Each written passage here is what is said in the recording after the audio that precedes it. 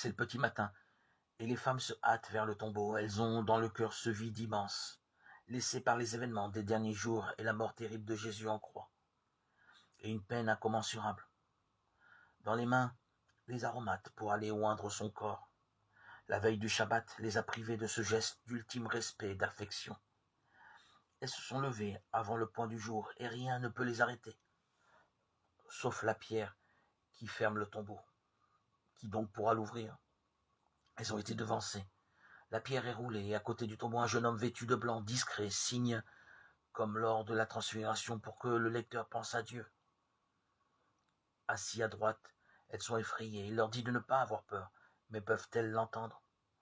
Le cœur plein d'affection, elles viennent pour les gestes de la mort. Il leur annonce que le crucifié n'est pas là, il est ressuscité. Allez, dites à ses disciples et à Pierre, il vous précède en Galilée. Là, vous le verrez comme il vous l'a dit. Elles sortirent et s'enfuirent du tombeau, parce qu'elles étaient toutes tremblantes et hors d'elles-mêmes. Elles ne dirent rien à personne, car elles avaient peur. Marc 16, 7, 8. Effrayées, peur, toutes tremblantes. Voilà bien des mots qui, dans la Bible, disent l'opposé de la foi. Merveilleuses dans leurs gestes, ces femmes sont à l'opposé de la foi. C'est du moins ce que dit Marc.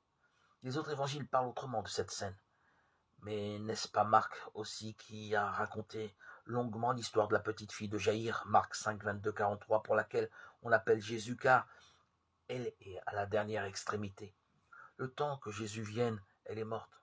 Autour d'elle, c'est l'agitation, les pleurs. Jésus met tout le monde dehors. La foi appelle le calme. Il prend avec lui les parents de la fillette et Pierre, Jacques et Jean, témoins des grands moments où se révèle le mystère profond de Jésus, et déjà de sa mort et de sa résurrection.